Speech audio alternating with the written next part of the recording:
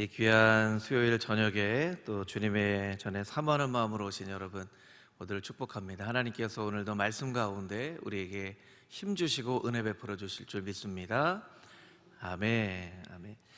한 가지만 좀 먼저 광고를 드리고 우리 암송 구절 암송하고 하나님 말씀 듣도록 하겠습니다. 이 날씨가 이제 더워지다 보니까 조금 성도님들에 따라서 더욱 덥게 느끼시는 분도 있고 춥게 느끼시는 분도 있는 것 같아요. 그래서 이제 관리 집사님이 참 어려운데 춥다고 에어컨을 줄여달라고 하시면 또 덥다고 에어컨을 켜달라고 하시고 이렇게 반복이 됩니다. 여러분 보실 때 이제 뒤쪽은 위에 바로 에어컨이 있기 때문에 뒤에는 좀 서늘해요. 그러니까 약간 좀 몸에 열이 있으시거나 좀 더우신 분들은 뒤쪽에 이제 앉으시면 될 것 같고요. 좀 너무 춥다 하시는 분들은 앞으로 앞자리로 이제 오셔서 앉으시면 될 것 같습니다. 그래서 한 가지 광고의 말씀을 드립니다. 이번 주 암송 구절 에베소서 2장 14절 말씀 우리 먼저 같이 암송해 보도록 하겠습니다. 시작. 그는 우리의 화평이신지라 둘로 하나를 만드사 원수된 것 곧 중간에 막힌 담을 자기 육체로 허시고. 에베소서 2장 14절 말씀. 아멘. 이 말씀이 짧은 말씀인데 이렇게 입에 탁탁 잘 외워지지 않아요. 그래서 여러분들이 많이 읽고 또 이 의미들을 살펴보시면 좋을 것 같습니다. 오늘은 하나님을 아는 지식 네 번째 시간이죠. 사도행전 7장 21절부터 31절까지 있는 말씀, 22절부터 31절까지 있는 말씀을 우리 함께 보면서 사도 바울의 이 고백을 통해서 하나님을 어떻게 알아야 될지 함께 나누도록 하겠습니다. 22절부터 31절까지의 말씀인데요, 저 여러분이 한 절씩 교독하도록 하겠습니다. 제가 먼저 22절 말씀을 읽겠습니다. 바울이 아레오바고 가운데에 서서 말하되 아덴 사람들아 너희를 보니 범사에 종교심이 많도다.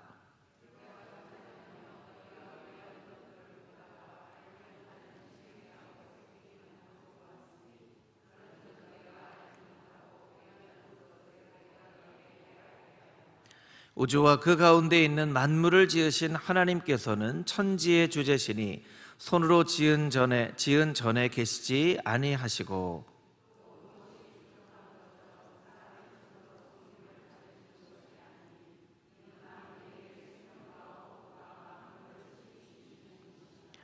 인류의 모든 족속을 한 혈통으로 만드사 온 땅에 살게 하시고 그들의 연대를 정하시며 거주의 경계를 한정하셨으니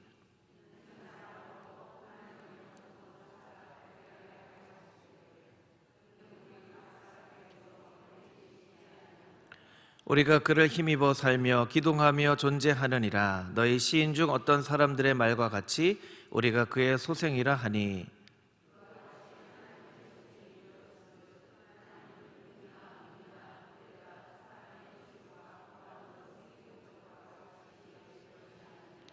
알지 못하던 시대에는 하나님이 간과하셨거니와 이제는 어디든지 사람에게 다 명하사 회개하라 하셨으니 이는 정하신 사람으로 하여금 천하를 공의로 심판하신 날을 작정하시고 이에 그를 죽은 자 가운데서 다시 살리신 것으로 모든 사람에게 믿을 만한 증거를 주셨음이라 하니라. 아멘. 아멘. 오늘의 설교의 제목이 나의 고백, 나의 하나님입니다. 나의 고백, 나의 하나님. 오늘의 메시지는 사실은 간단합니다. 어떤 것이냐면 늘 하나님을 고백하는 신앙이 되어야 한다라는 것이죠. 아는 것과 가르치는 것이 다르고 깨닫는 것과 고백하는 것이 다르다는 것입니다. 무엇이냐면 어떤 사람은 많이 알지만 잘 가르치지 못하는 그런 사람도 있어요. 그렇죠? 많이 잘 깨닫기는 하지만 그것을 잘 고백으로 표현하는 것이 좀 서툰 사람들도 있죠. 그런데 여러분, 우리가 지금 6월 한 달 동안 우리가 말씀을 듣는 이 전체 주제도 하나님을 아는 지식인데, 우리가 하나님을 알기 위해서 우리가 하나님을 열심히 고백하는 기회들을 가져야만 한다는 거예요. 열심히 고백하고 열심히 가르치는 그런 삶을 살 때 하나님을 더욱더 잘 알게 된다는 것이죠. 요한일서 2장 23절 24절 말씀을 우리 같이 한번 읽어볼 텐데요, 우리 자막을 통해서 같이 한번 읽어보겠습니다. 아들을 부인하는 자에게는 또한 아버지가 없으되 아들을 시인하는 자에게는 아버지도 있느니라. 너희는 처음부터 들은 것을 너희 안에 거하게 하라. 처음부터 들은 것이 너희 안에 거하면 너희가 아들과 아버지 안에 거하리라. 아멘. 이 요한일서 말씀 가운데에는 고백이라고 표현하지 않고 시인이라고 표현을 했지만, 아들을 시인하는 자에게는 아버지가 계시다는 거예요. 예수 그리스도를 입술로 자꾸 시인하는 자에게는 하나님이 거하신다라는 것이죠.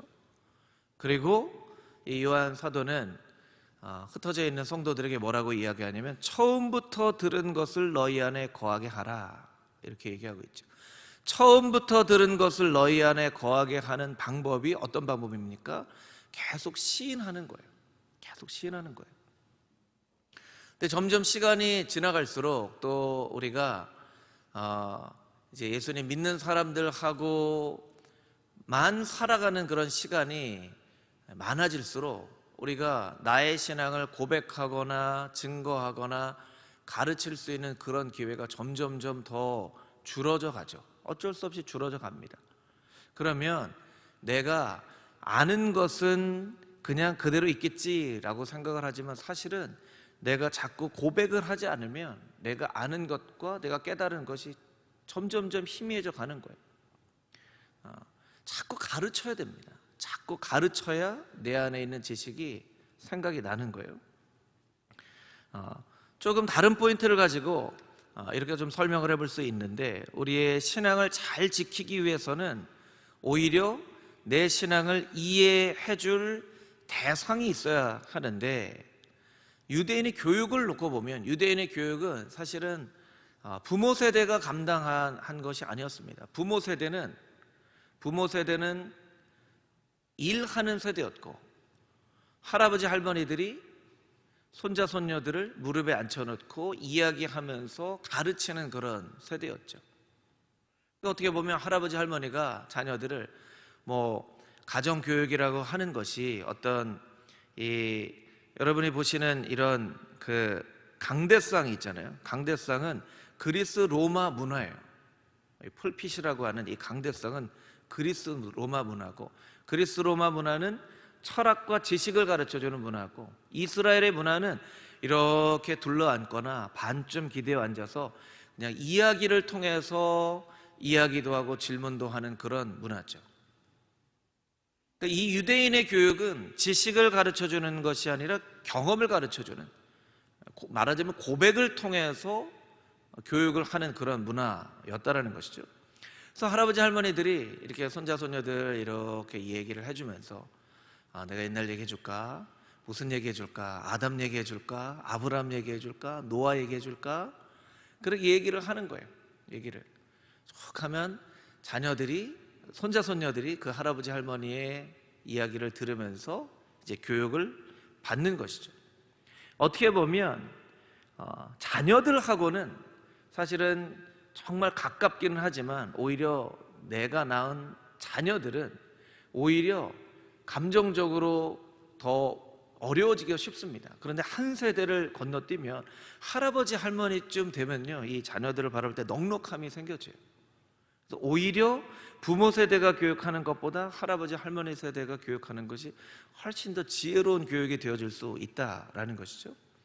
세 번째 나와 있는 것처럼 유대인의 교육의 두 가지 이 주교재는 하나님의 말씀과 살아온 삶의 경험, 말하자면 오늘 설교 제목처럼 고백인 거죠. 고백인 거예요. 점점점 이 교회 학교에서 우리 권사님, 장로님, 나이 드신 집사님들이 교사로 섬겨지기가 점점 더 어려워져 가고 있어요. 그렇죠? 왜 점점 더 어려워져 가고 있죠? 교육에 미디어가 들어오면서부터입니다. 사실은 미디어는 아이들을 더 잘 교육할 수 있는 좋은 수단이기는 하지만 이 미디어가 들어오면서부터 아이들에게 분명한 신앙의 교육을 시킬 수 있는 연세가 지긋이 드신 권사님, 집사님, 장로님들이 이런 어떤 미디어나 이런 것들을 이제 잘 젊은 세대처럼 사용하지 못하면서 사실은 교회 교육으로부터 나이 드신 어르신들의 이 지혜가 점점 더 사라져 가고, 그 대신에 그 자리에 교재나 미디어나 교구나 이런 것들이 대신 자리를 잡고 있다는 거예요. 그러면 이런 미디어들이 발달하면서 우리의 자녀들이 더 잘 교육이 되어지고 있나, 그런 것들을 우리가 한번 생각을 해볼 필요가 있다는 거예요. 유대인처럼 생각하고 유대인의 교육을 배우라고 우리가 많은 사람들이 이야기를 하면서도 사실은 유대인의 교육 가운데 가장 중요한 그런 방법들을 우리 삶 가운데 실천하기가 점점 더 어려워져 가고 있다는 거예요. 그래서 사실은 여러분, 교회 교육을 위해서 정말 필요한 것 중에 하나는요, 여기 앉아 계신 많은 우리 장로님, 권사님, 우리 집사님들이 우리 자녀들을 손자, 손녀들에게 이야기를 통해서, 삶의 고백을 통해서 가르치는 그런 유대인과 같은 그런 교육들이 조금씩 교회 교육 안에 회복되는 것이 사실은 더 필요하다는 거예요. 물론 그렇다고 젊은 교사들이 필요 없다는 얘기는 아닙니다. 젊은 교사들이 해야 될 역할이 있고, 우리 나이가 지긋이신 신앙의 경험을 가진 선생님들이 또 필요하다는 거예요. 교회 교육만 필요한 것이 아니고요, 우리가 새신자들이 이 전도되어 오는 경우들이 많이 없잖아요. 저희 교회도 올해 그래도 새로 등록한 이 새가족들이 많이 있지만, 정말 교회를 한 번도 안 다녀보고 교회에 온 사람은 정말 1명, 2명 정도밖에 안 되고, 다 예전에 교회를 다녔던 사람들이죠. 교회가 정말 예수님을 알지 못했던 사람들이 와서 신자들이, 성도들이 그 사람에게 자신의 신앙을 교육을 하는 그런 일들이 교회 안에 끊임없이 반복이 되어져야만 합니다. 또 새가족이 아니더라도, 또 어린 자녀가 아니더라도 신앙에 좀 연륜이 있는 신앙의 선배들이 신앙의 믿음의 후배들에게 신앙을 이렇게 잘 가르치는 일들이 교회 안에 필요합니다. 여러분, 이것은요, 교육을 받는 전도 대상자나 어린 자녀들을 위해서만 필요한 것이 아니고요, 우리들을 위해서도 필요한 거예요. 우리들을 위해서도 필요합니다. 자꾸 이야기를 하면서 고백을 하면서 내 안에 있는 것들이 정리가 되고, 내 안에 있는 새로운 고백들이 정말 새롭게 나오는 것이죠. 저는 이제 오늘의 교회에서 사역을 했잖아요. 오늘의 교회는 1:1 제자 양육이라는 것이 있는데, 1:1 제자 양육을 하면서 이구동성으로 이야기를 하는 것은 무엇이냐면, 내가 배울 때는 잘 몰랐는데 누군가 제자를 양육해야 된다라고 생각을 하면서 양육을 위해서 준비하다 보니까 실제로 이 내용이 어떤 내용인지 그제서야 더 분명하게 깨닫게 됐다라는 그런 고백들을 더 많이 하는 거예요. 그러니까 누구에게 유익입니까? 서로에게 다 유익인 거죠. 서로에게 다 유익인 거예요. 그러니까 고백을 하는 것.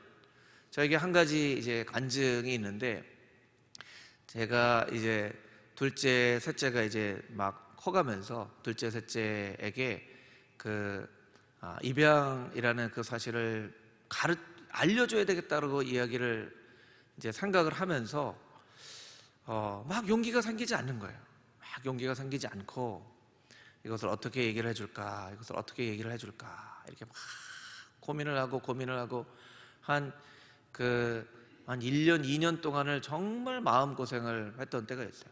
이 선배 목사님 가운데 또 자녀들을 많이 입양한 그런 목사님이 계셔서, 목사님 어떻게 해야 됩니까? 했더니 그 목사님이 날씨가 아주 화창한 날에 이렇게 기분이 좋게 어디 밖에 나가든지 그러면서 다 무릎에 앉혀놓고 그 얘기를 해주면 아이들이 좀 받아들이기가 좋다고 해서, 날씨가 화창한 날을 찾으려고 또 열심히 화창한 날에 정말 좋은 곳에서 하려고 했는데 꼭 그런 날이 되면 또 애들이 또 서로 이렇게 막 싸워요. 그래서 얘기를 하려고 그러다가 안 되고, 얘기를 하려고 그러다가 안 되고, 그렇게 한 2년 정도 시간을 이렇게 막 한참을 보내고 나서 어떤 구역에 이제 신방을 하러 간 때가 있었는데, 그 구역이 너무너무나 어려운 구역이었어요.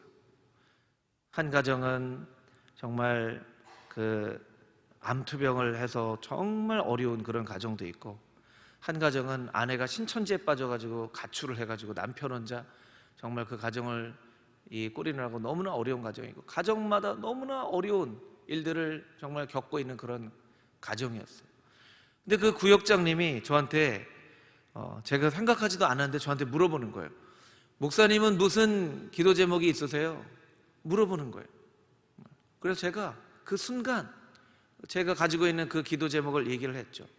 그러면서 제가 제 입으로 어떤 얘기를 했냐면, 제가 하나님이 하셔야 될 역할까지도 제가 하려고 하는 것 같아요 라고 얘기를 하면서 제가 깨달았어요. 그럴 수도 있구나. 내가 내 입으로 이야기를 하면서 내가 깨달아 알 수도 있구나. 내가 정말 하나님이 하시려고 하는 일까지 하려고 하는 거구나. 그래서 제가 다짐을 하고, 이거는 하나님께 온전히 내어 맡겨야 되겠구나. 그래서 화창한 날도 아니고 무슨 기분 좋게 어디 외출을 해서 무슨 여행을 가서 한 것도 아니고, 어느 날 토요일 날 저녁에 그냥 그 사실을 아이들에게 알려줘야 되겠다는 생각을 해서 아이들한테 얘기를 해줬어요. 아이들이 그냥 잘 받아들였어요. 제가 깨달아 아는 것은, 이 무언가 내가 깨달아 알고 있는 것들을 내 입으로 이야기를 할 때, 무언가 그냥 알고만 있고 생각을 하는 것과 내가 입으로 이야기를 하는 것과 너무나 큰 차이가 있구나. 여러분이 가지고 있는 어떤 그 기도의 제목도요, 여러분이 혼자서만 가지고 계시지 마시고 여러분의 입술로 주변에 있는 사람들에게 그런 기도의 제목들을 많이 나누시면, 나누시는 과정 가운데 여러분들에게 새롭게 주시는 그런 은혜가 있고 새롭게 깨닫게 하시는 것도 있어요. 근데 우리 신앙의 내용도 마찬가지라는 것이죠. 내가 알고 있는 것들을 우리의 자녀들에게, 새가족들에게, 또한 믿음이 연약한 믿음의 후배들에게 잘 이야기할 수 있는 기회와 과정들이 많이 풍성히 있어야 우리가 알고 있는 바를 더 정확하게 이해할 수 있는 계기가 되어지고, 그 이야기를 듣는 사람들에게도 그것이 큰 영적인 유익이 있다는 것이죠. 사도 바울도 마찬가지인데요. 여러분, 복음이란 말이 가장 많이 반복되어져 사용된 서신서는 로마서와 갈라디아서입니다. 로마서와 갈라디아서요. 왜 로마서와 갈라디아서에 복음이란 말이 가장 많이 반복되어졌을까? 로마에 있는 사람들과 갈라디아에 있는 사람들에게 복음을 열심히 설명하기 위해서 사도 바울이 애썼던 거예요. 여러분, 로마서가 이렇게 놀라운 서신서가 되어질 수 있었던 것은 사도 바울이 그들에게 복음을 열심히 설명하려고 노력하지 않았더라면 로마서는 탄생할 수 없었을 거예요. 그건 너무나 놀라운 일이죠. 사도 바울에게 있어서도 동일하게 자기가 알고 있는 것들을 이야기하려고 하다 보니까 복음이 자기 안에 정리가 되어져 있는 것이 바로 로마서와 갈라디아서라는 거예요. 오늘 우리가 읽은 사도행전 17장 말씀도 사도행전에 나온 9가지 설교 중에 하나의 설교인데요. 여러분, 사도행전에 9번의 사도 바울의 설교가 나오는데 8번의 설교는 다 유대인의 회당에서 유대인들에게 한 설교였어요. 그런데 이 아레오바고에서 한 설교만, 아테네에 있는 아레오바고에서 한 설교만큼은 이방인들에게, 하나님을 알지 못하는 사람들에게, 철학을 알고 있는 사람들에게 사도 바울이 하나님이 어떤 분인지를 고백하고 증언한 본문의 말씀이라는 거예요. 그런 차원에서 사도행전 17장에 있는 말씀은 우리에게 어떻게 하나님을 고백하며 살아가야 될지를 잘 가이드해주는 그런 귀한 본문의 말씀이라는 것이죠. 그러면 먼저 아테네는 어떤 곳인가 좀 살펴보기를 원합니다. 아테네는 아마존을 정복한 데시우스라고 하는 영웅이 있는데요, 그 사람에게 의해서 건설이 되었어요. 그 사람에게 있어서 건설이 되었지만 사실은 아테나 여신을 기념하기 위해서 이 다시금 지어진 그런 도시라고 할 수 있겠죠. BC 400년경에 아테네는 이 황금기를 맞게 됩니다. 그래서 아테네는 그 그리스 근방에 있는 어떤 지역보다 문학, 철학, 과학, 수사학, 민주주의가 꽃피운 너무나 아주 이 사상과 철학과 이런 것의 중심이 되어져 있는 그런 아주 멋진 도시라는 것이죠. 로마가 그리스를 정복하게 될 때 마게도니아에 있는 필립 2세와 알렉산더 대왕이 이 아테네를 정복을 합니다. 그런데 이 아테네를 정복해서 이 로마의 문화가 그리스 문화를 이렇게 정복을 했는가? 아니, 로마가 가지고 있는 그 길, 팍스 로마나라고 하는 이 모든 길을 통해서 오히려 아테네의 철학과 정신이 세계로 퍼지게 되는 그런 일들이 일어나게 된 것이죠. 그러니까 이 일을 통해서 우리가 알 수 있는 것은 물리적인 것보다 철학과 정신의 세계가 훨씬 더 강하다라는 거예요. 그런데 이 도시에는요, 철학만 있었던 것이 아니라 오늘 22절 말씀에 읽었던 것처럼 범사에 종교심이 많도다. 이 종교심이 많다라고 하는 것은 아테네에 있는 사람들을 칭찬해 준 게 아니고요, 미신적이다, 이런 뜻이에요. 미신적이다. 아테네는 철학과 이 정신이 아주 충만했던 곳이었지만 그런 철학과 정신이 너무나 충만한 나머지 이제 아주 미신적인 것에까지 빠져버린 이 도시가 되어져 버렸어요. 그래서 이 사도 바울이 고백하는 것처럼 이 아테네에 있는 사람들을 바라보면서 사도 바울이 막 화가 났던 이유는 한 번도 알지 못하는 신에게까지 이 절을 하는, 예배를 드리는 그런 일들이 일어난 거예요. 이제 여러 가지 신을 찾다가 알지도 못하는 그런 신에게까지 이 예배를 드리는 그런 정도로 이 철학의 끝이 정말 높은 지성이 아니라 철학의 끝이 알지도 못하는 신에게까지 제사를 드리는 아주 미신적인 그런 도시가 되어져 버린, 그러니까 이 아테네라는 도시가 우리에게 이야기해 주고 있는 것은 무엇이냐면 최고의 학문과 최고의 지성과 교양으로 가득 차 있어도 하나님이 없으면 아무것도 아니라는 것, 그것을 우리에게 알려주게 된다는 것이죠.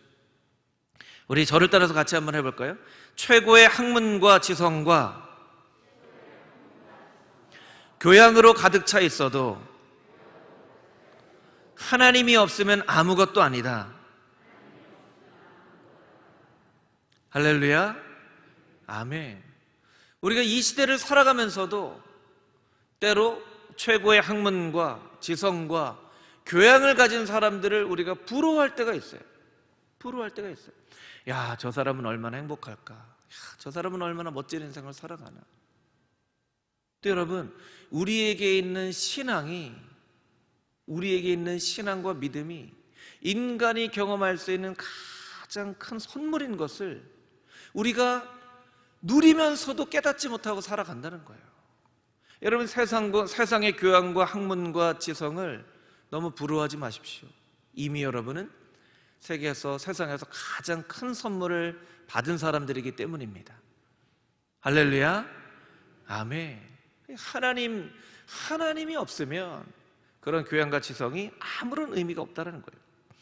저는 오늘 본문 말씀을 통해서 사도 바울이 고백한 고백 가운데 10가지, 이 고백을 10가지로 한번 나눠 보았는데요. 여러분, 성경이 있으신 분들은 성경책을 보시면서 한 구절 한 구절 좀 살펴보기를 원합니다.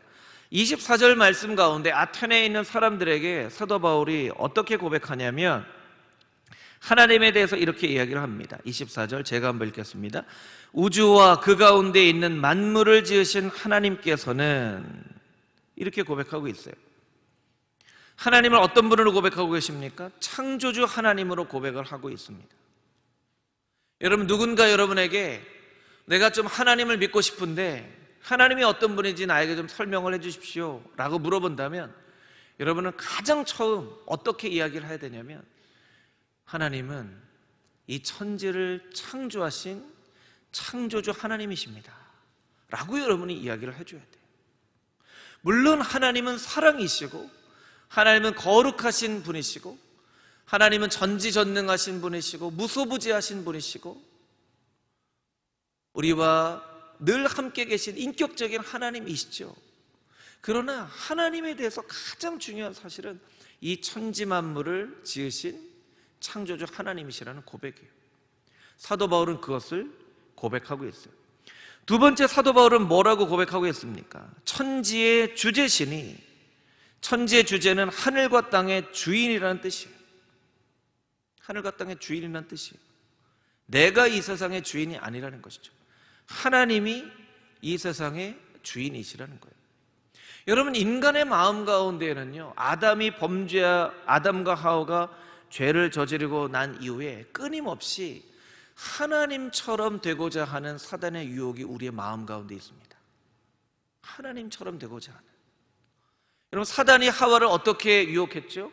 선악과를 먹으면 어떻게 된다고요? 눈이 밝아질 것이다. 하나님과 같이 될 것이다. 여러분, 만약에 사단이 하와에게 유혹했던 것처럼 여러분에게 나타나서 이걸 먹으면 눈이 밝아질 거야. 하나님처럼 될 거야. 그러면 여러분이 마땅히 어떻게 하셔야 되죠?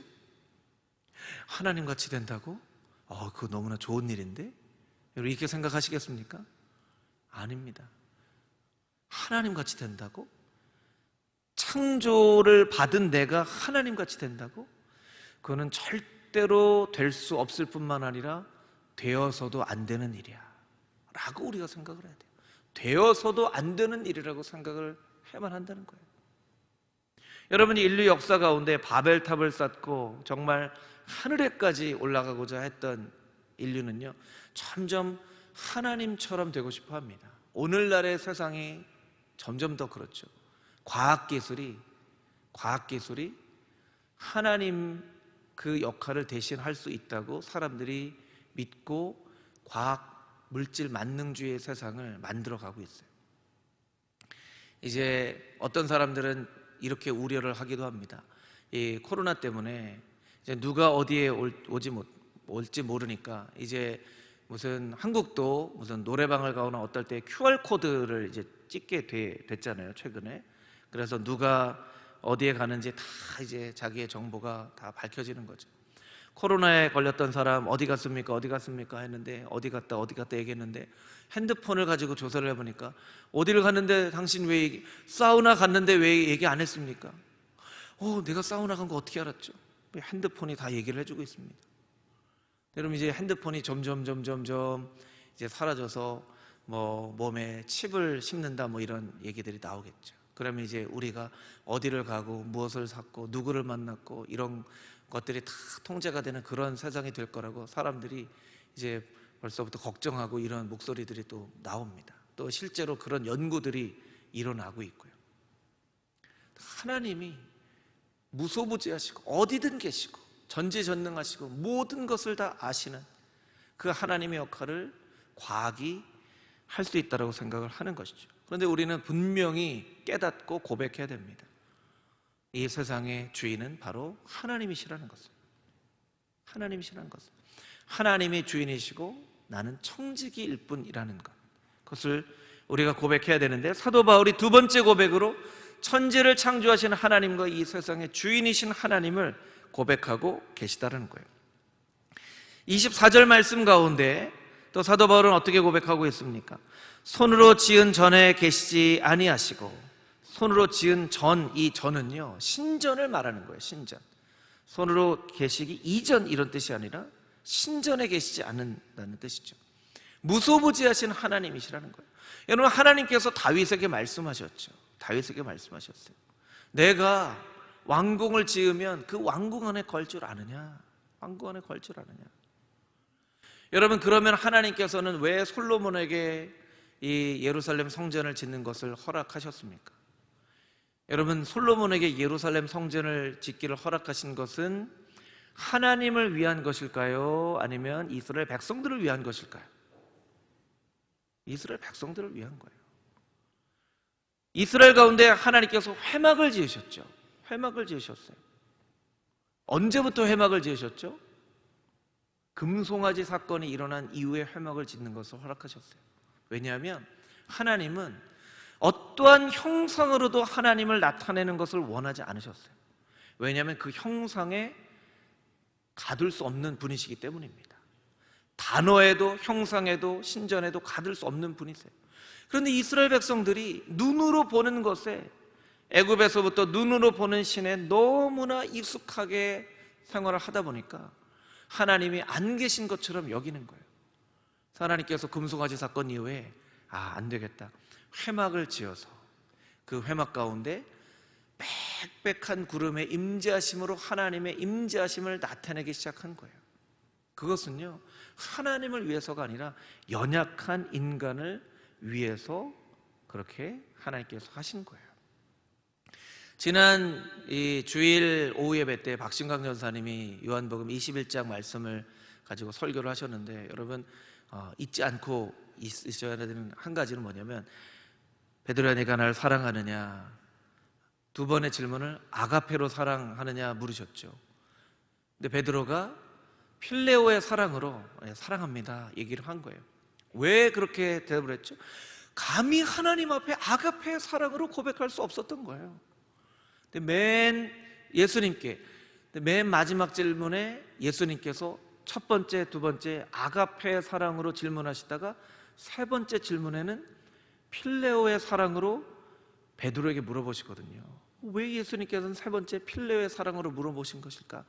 예수님께서 베드로가 필레오의 사랑으로 고백하는 것이 베드로의 최선의 고백인 것을 아시고, 예수님은 충분히 모든 것을 품으실 수 있는 아가페의 사랑을 하실 수 있는 분이시지만, 베드로의 눈높이에 맞춰서 그래, 네가 이게 최고의 고백이구나 하고 베드로의 고백에 눈을 맞춰서 필레오로 나를 사랑하느냐라고 물어보시는 거예요.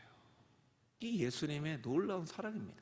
베드로의 눈높이에 맞춰서 자신의 사랑을 낮추시는 예수님.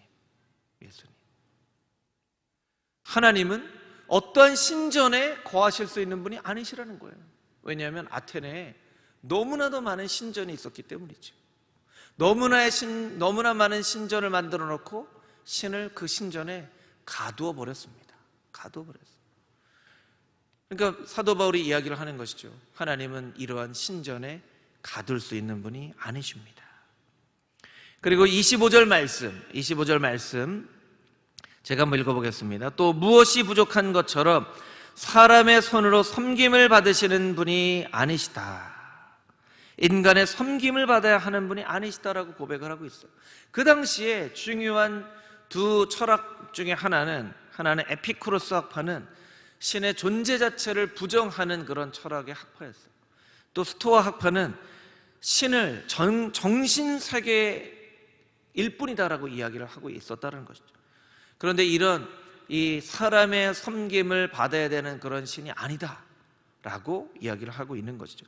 이 1번부터 네 번째 이 하나님은 이 우주적인 하나님을 나타내고 계세요. 우주적인 하나님.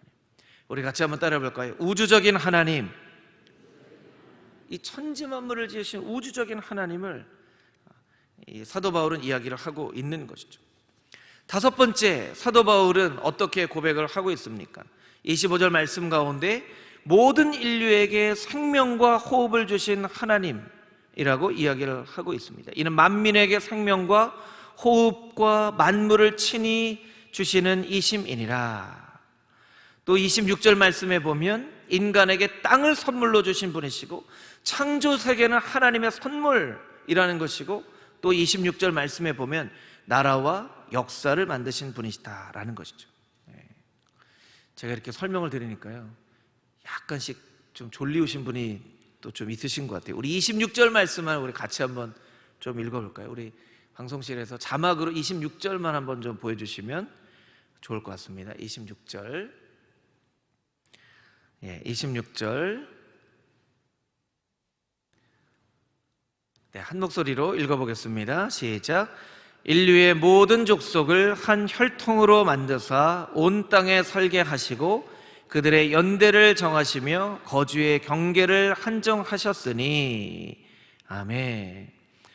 온 인류 모든 족속을 한 혈통으로 만드셨다는 거예요. 아담을 통해서 만드셨다는 것이죠. 그들을 온 땅에 살게 하시고 그들의 연대를 정하시고, 연대를 정하셨다는 것은 역사를 만드셨다는 거예요. 역사를 만드시고 거주의 경계를 한정하셨으니 민족과 나라를 만드신 분이시라는 거예요. 사람들이 막 신을 만들어요. 아테네 신도 만들고 막 제우스 신도 만들고 신을 만들어요. 그런데 인류의 역사는 어떻게 시작되어졌고 나라와 민족의 경계는 어떻게 만들어진 것인가? 그것에 대한 해답을 찾을 수가 없어요. 이 해답은 오직 천지를 창조하신 하나님으로부터만 찾을 수 있는 것이죠. 그러니까 사도 바울이 고백하고 있는 거예요. 역사를 만드신 분, 나라를 만드신 분이 하나님이시다라는 거예요. 그래서 5번째, 6번째, 7번째는 인간의 역사와 나라를 만드신 하나님. 같이 따라해 볼까요? 인간의 나라와 역사를 만드신 하나님. 그 하나님을 나타내고 있습니다. 이제 8번째로 가죠.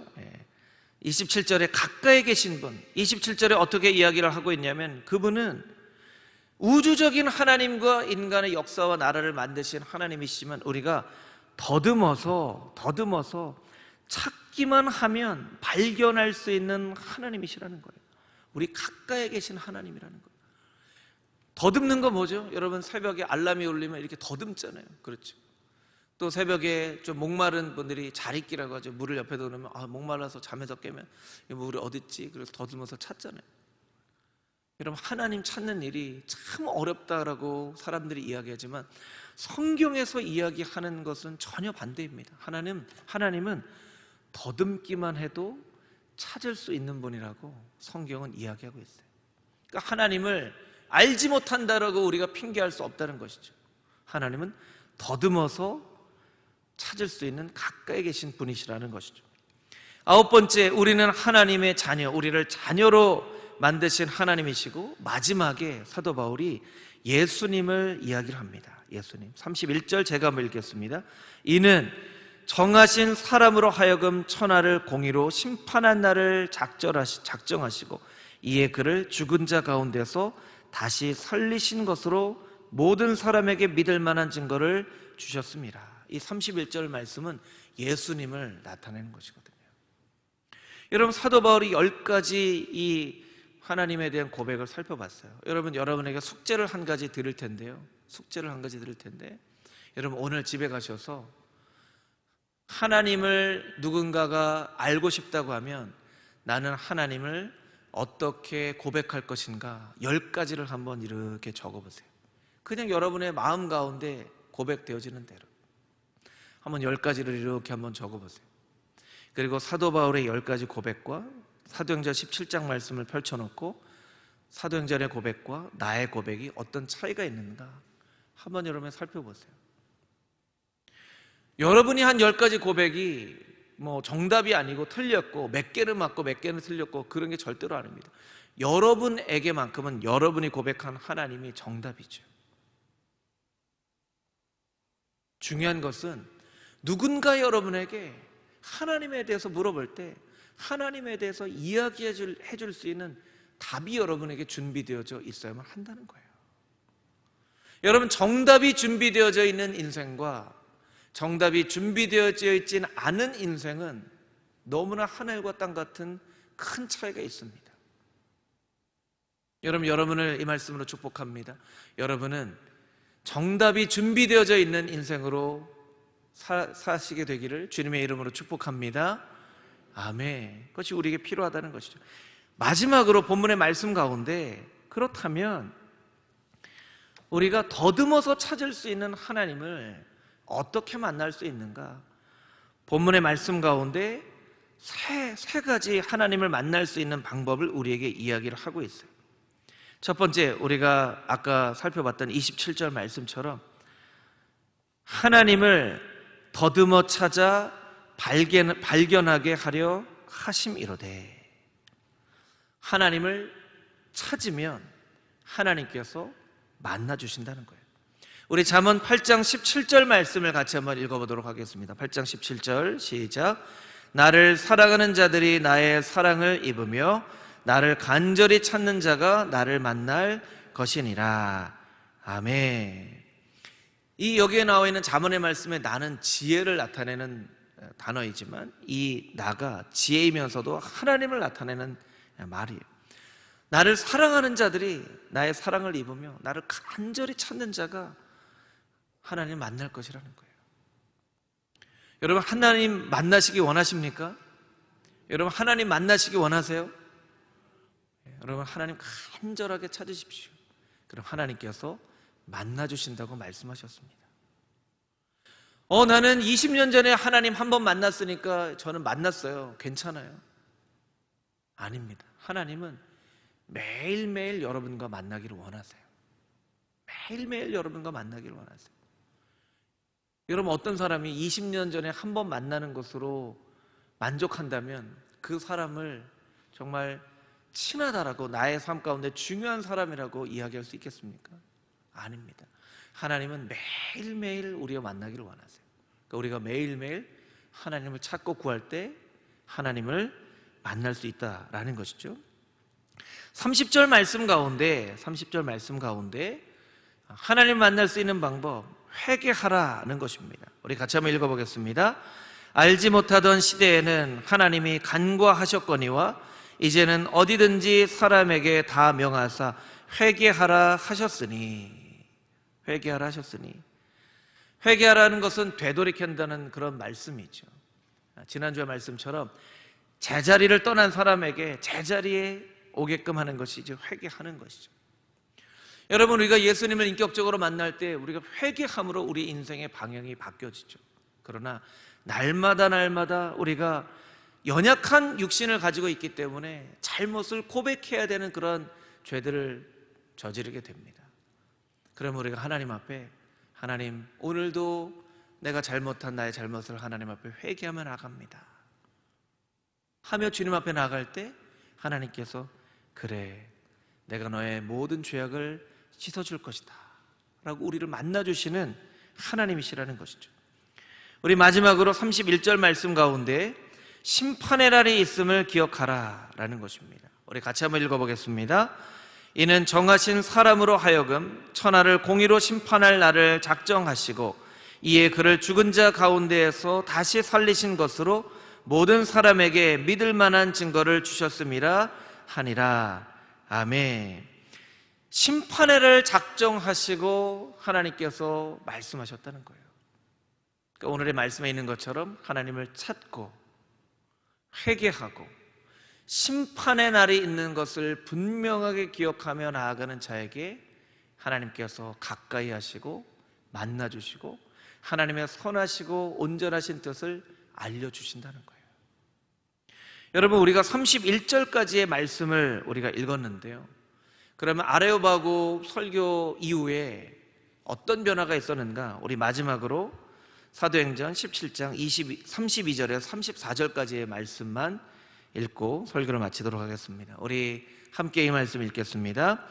그들이 죽은 자의 부활을 듣고 어떤 사람은 조롱하기도 하고 어떤 사람은 이 일에 대하여 내 말을 다시 듣겠다 하니 이에 바울이 그들 가운데서 떠나며 몇 사람이 그를 가까이 하여 믿으니 그 중에는 아레오바고 관원 디오누시오와 다말이라 하는 여자와 또 다른 사람들도 있었더라. 아멘. 사도 바울의 전도는 열심히 복음을 전했을 때 그 가운데 몇몇 사람이 복음에 대해서 반응하는, 어떻게 보면 조금 실패한 전도자의 모습을 표면적으로 나타내고 있습니다. 사도 바울이 전도를 했을 때요, 몇몇 사람들만 사도 바울의 이야기에 귀를 기울였어요. 근데 하나님은 성경에 기록한 것처럼 이 전도의 미련한 방법을 통하여서 몇몇 사람을 복음으로 변화시키시고 그 몇몇 사람을 통해서 한 사람이 1000명을 이기고 두 사람이 10,000명을 이기는 것과 같은 놀라운 하나님의 나라의 역사를 이루셨다는 거예요. 여러분, 오늘날에도 여러분의 삶 가운데 여러분을 통해서 몇몇 사람이 복음을 듣기를 하나님은 원하고 계십니다. 나에게 주신 그 몇몇 사람, 그 사람은 누구일까?